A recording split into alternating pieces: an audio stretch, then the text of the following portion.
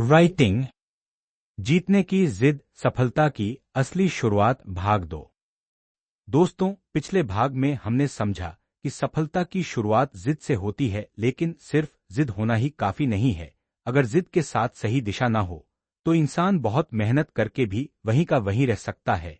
इसलिए इस भाग में हम 3 महत्वपूर्ण बातों को समझेंगे: आत्मविश्वास, डर पर विजय और सही लक्ष्य का चुनाव।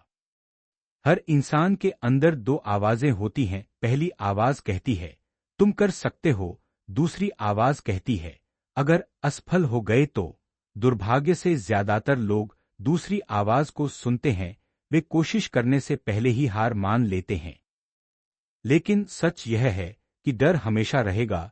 जो व्यक्ति डर के बावजूद आगे बढ़ता है वही धीरे धीरे सफल बनता है। साहस का मतलब डर का न होना नहीं है, बल्कि डर के साथ भी सही कदम उठाना है। सोचिए, अगर एक बच्चा चलना सीखते समय हर बार गिरने के बाद बैठ जाता तो क्या वह कभी चल पाता? बिल्कुल नहीं। वह बार बार गिरता है, फिर उठता है, फिर कोशिश करता है और एक दिन बिना किसी सहारे के दौड़ने लगता है। यही नियम जीवन के हर क्षेत्र में लागू होता है। आत्मविश्वास कोई ऐसी चीज नहीं है जो जन्म से मिलती हो, यह रोज के छोटे छोटे काम पूरे करने से बनता है। जब आप अपने किए हुए वादे निभाते हैं तब आपका खुद पर भरोसा बढ़ता है। अगर आपने तय किया कि सुबह 6 बजे उठना है तो उठिए। अगर तय किया कि 1 घंटा पढ़ना है तो पढ़िए। अगर तय किया कि मोबाइल कम चलाना है तो उस फैसले पर टिकिए। हर पूरा किया गया वादा आपके आत्मविश्वास की ईंट बनता है। अब बात करते हैं लक्ष्य की। बहुत से लोग कहते हैं मुझे सफल बनना है, लेकिन सफलता कोई लक्ष्य नहीं है, वह एक परिणाम है। असली लक्ष्य स्पष्ट होना चाहिए। अगर आपको कहीं जाना है लेकिन जगह का नाम ही नहीं पता तो कोई भी रास्ता आपको मंजिल तक नहीं पहुंचा सकता। इसलिए अपने लक्ष्य को जितना स्पष्ट करेंगे, सफलता की संभावना उतनी बढ़ेगी। अपने आप से 3 सवाल पूछिए। पहला, मैं 5 साल बाद खुद को कहां देखना चाहता हूं? दूसरा, उस मंजिल तक पहुंचने के लिए मुझे कौन सी नई आदतें विकसित करनी होंगी? तीसरा, आज मैं ऐसा कौन सा छोटा कदम उठा सकता हूं जो मुझे उस दिशा में आगे बढ़ाए? इन सवालों के जवाब आपकी दिशा तय करेंगे। एक और बड़ी गलती लोग यह करते हैं कि वे दूसरों की जिंदगी देखकर अपने लक्ष्य चुन लेते हैं। किसी दोस्त ने बिजनेस शुरू किया तो हम भी वही करना चाहते हैं। किसी ने सरकारी नौकरी की तैयारी शुरू की तो हम भी उसी रास्ते पर चल पड़ते हैं। लेकिन याद रखिए, हर इंसान की मंजिल अलग होती है। तुलना प्रेरणा दे सकती है, लेकिन आपकी दिशा तय नहीं कर सकती। अपनी ताकत पहचानिए, अपनी रुचि पहचानिए, फिर उसी दिशा में पूरी ईमानदारी से मेहनत कीजिए। जब लक्ष्य तय हो जाए तब सबसे बड़ी चुनौती आती है लगातार बने रहना। शुरुआत करना आसान है, मुश्किल है लगातार चलते रहना। पहले दिन उत्साह होता है, दूसरे दिन भी ऊर्जा रहती है, लेकिन कुछ दिनों बाद मन बहाने बनाने लगता है। आज नहीं, कल से, अभी थोड़ा आराम कर लेते हैं। यही वे छोटे छोटे बहाने हैं जो बड़े सपनों को अधूरा छोड़ देते हैं। इसलिए अपने मन को नहीं, अपने उद्देश्य को सुनिए। याद रखिए, हर दिन महान काम करना जरूरी नहीं है, लेकिन हर दिन अपने लक्ष्य की दिशा में कुछ न कुछ करना जरूरी है।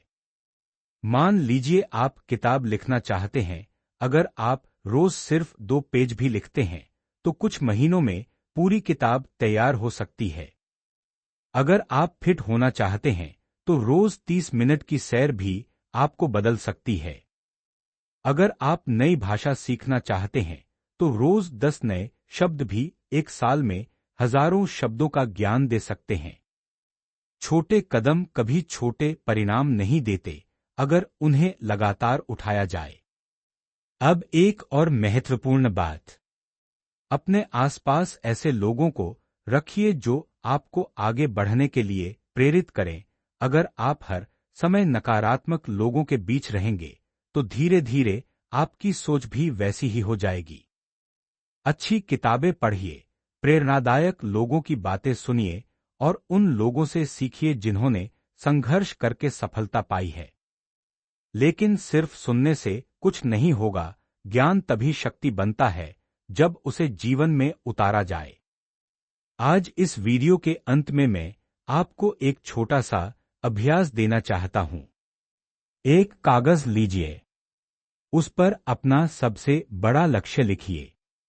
उसके नीचे लिखिए कि अगले 30 दिनों में आप कौन से 5 छोटे कदम उठाएंगे।